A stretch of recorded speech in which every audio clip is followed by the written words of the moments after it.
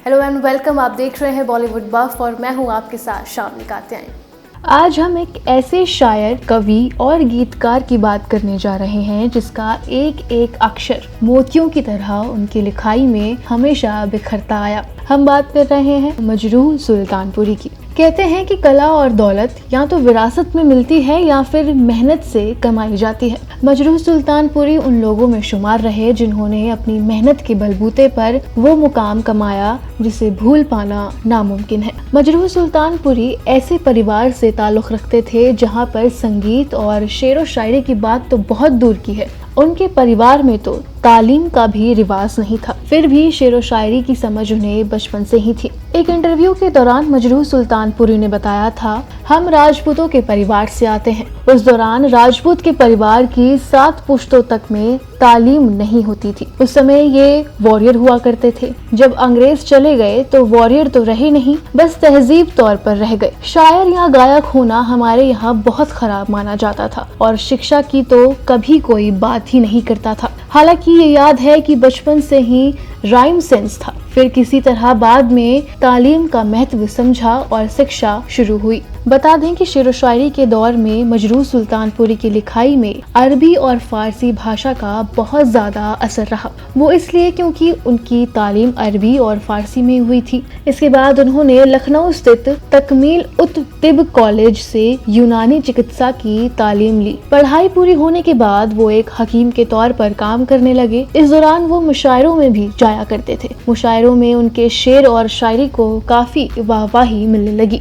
एक बार सुल्तानपुरी साहब की मुलाकात हुई मशहूर शायर जिगर मुरादाबादी से। ये साल था 1941। जिगर मुरादाबादी ने इस नौजवान को एक मुशायरे में सुना और अपना शागिर्द बना लिया। फिर क्या था, सुल्तानपुरी साहब ने हकीम का काम छोड़ा और अपना पूरा समय शेर व शायरी को देने लगे। जिगर मुरादाबादी के शागिर्द होने का एक सौभाग्य उन्हें ये मिला कि काफी समय तक सुल्तानपुरी की लेखनी में जिगर मुरादाबादी का असर दिखता रहा। इस बीच मजरूह सुल्तानपुरी एक बार मुशायरे के लिए मुंबई आए। उन्हें इस मुशायरे में काफी सराहना मिली। इस मुशायरे में उस जमाने के नामी फिल्म निर्माता और निर्देशक अब्दुल रशीद कारदार भी आए थे, जिन्हें AR कारदार के नाम से पहचाना जाता था। कारदार को भी मजरूह सुल्तानपुरी के शेर और नज्म पसंद आई। उन्होंने तभी सुल्तानपुरी के सामने एक पेशकश रख डाली कि आप मेरी फिल्म के गीत लिखिए। हालांकि उस समय मजरूह सुल्तानपुरी ने इनकार कर दिया। उन्हें लगता था कि फिल्मों में गीत लिखना अच्छा काम नहीं है। इसके बाद AR कारदार एक फिल्म बना रहे थे। ये बात है 1944 की। कारदार की इस फिल्म का नाम था शाहजहां। इस फिल्म का संगीत दे रहे थे नौशाद साहब और गीत लिखने का काम मशहूर लेखक DN मधोक को दिया गया था। हालांकि मधोक ने नौशाद साहब के साथ हुए मनमुटाव के कारण ये फिल्म बीच में ही छोड़ दी। अब कारदार और नौशाद दोनों परेशान कि फिल्म के गाने किससे लिखवाए जाए। इस बीच AR कारदार को जिगर मुरादाबादी का नाम ध्यान में आया। उन्होंने जिगर मुरादाबादी से मुलाकात की और उन्हें साइनिंग अमाउंट दे दिया। अब जिगर मुरादाबादी घर पहुंचे तो उन्हें महसूस हुआ कि ये काम तो वो नहीं कर पाएंगे। फिल्मों में सिचुएशन के हिसाब से गाना लिखना उनके बस की बात नहीं। अगले दिन जिगर मुरादाबादी ने साइनिंग अमाउंट और एक लेटर कारदार साहब को भेज दिया। उस लेटर में लिखा, आपकी धुन और स्थिति के हिसाब से मैं गीत नहीं लिख पाऊंगा। अगर मेरी किताब से आपको कोई गीत पसंद आता है तो उसे आप रख लीजिए। जिगर मुरादाबादी के इनकार के बाद अब फिर से कारदार साहब के आगे परेशानी खड़ी थी। वो दूसरे शायर की तलाश में जुट गए। तलाश के दौरान उनके दिमाग में नाम आया जिगर मुरादाबादी के शागिर्द मजरूह सुल्तानपुरी का। सुल्तानपुरी साहब उन दिनों जिगर मुरादाबादी के साथ ही रहा करते थे। AR कारदार ने एक बार फिर से जिगर मुरादाबादी से संपर्क किया और उनसे कहा, अगर आप मेरी फिल्म में गाना नहीं लिख सकते तो कोई बात नहीं, लेकिन आप मजरूह से कहिए कि मेरी फिल्म के गाने लिख दे। अब मजरूह ने फिर कारदार को इनकार कर दिया। उन्होंने जिगर मुरादाबादी से कहा, जब आप गीत नहीं लिखना चाहते तो मैं क्यों लिखूं? मैंने भी कभी सिचुएशन पर गीत नहीं लिखा। मजरूह सुल्तानपुरी की बात सुनकर जिगर मुरादाबादी ने उनसे कहा, अगर फिल्मों में गीत लिखोगे तो पैसा कमाने का मौका मिलेगा। जिंदगी अगर अच्छे से जीनी है तो उसके लिए दौलत बहुत जरूरी है।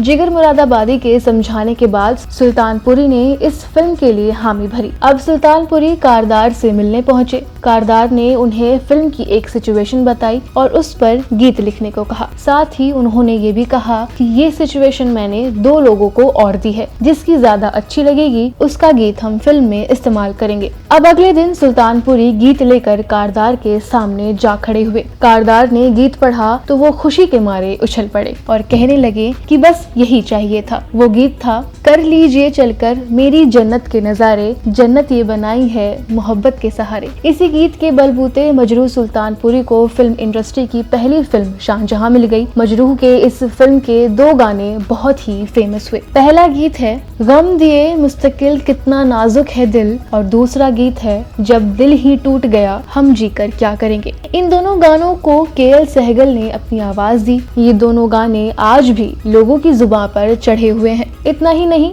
यही गाने के.एल. सहगल की पहचान भी बने थे। इसके बाद फिल्म अंदाज से उन्हें और लोकप्रियता मिली। इस फिल्म के बाद उन्हें एक कामयाब गीतकार के तौर पर जाना जाने लगा। एक के बाद एक मजरूह सुल्तानपुरी फिल्मों के हिट गाने लिखते चले गए। उन्होंने के.एल. सहगल से लेकर नई पीढ़ी के एक्टर शाहरुख खान, आमिर खान तक के लिए गाने लिखे। अगर आपने कभी हाँ कभी ना फिल्म का गाना ए काश के हम सुना हो तो आपको बता दें, ये गाना भी मजरूह सुल्तानपुरी साहब ने ही लिखा था। फिलहाल के लिए बस इतना ही। बॉलीवुड से जुड़ी हर छोटी बड़ी खबरों के लिए देखते रहिए NBC हिंदी। खबरों को लाइक, शेयर और चैनल को सब्सक्राइब करना ना भूलें।